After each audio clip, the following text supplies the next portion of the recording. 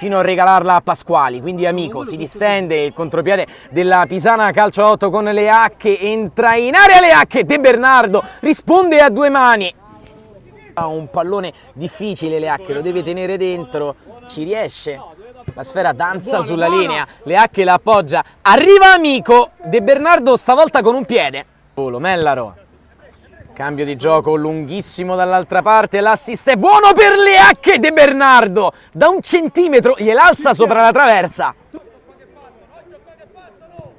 Calcio d'angolo battuto secco dentro, una parata pazzesca di De Bernardo su Leacche, l'ha tolta da dentro la porta.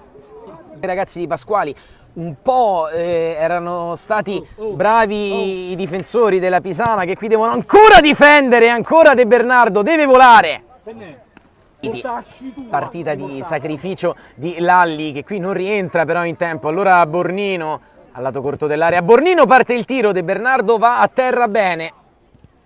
Cesaro si addormenta per una volta, quindi Leacche attende da fermo la salita dei compagni, è un 3 contro 2, può calciare Leacche dopo la deviazione, la parata difficile di De Bernardo che poi blocca. Pensa anche alla conclusione Mellaro da lì, poi fa partire un cross, una sponda aerea, De Bernardo ancora ha chiuso in maniera incredibile suo Amico che si complimenta. Mellaro che va in verticale, da Amico si presenta al limite con la punta, De Bernardo a terra due volte, con gran coraggio anche.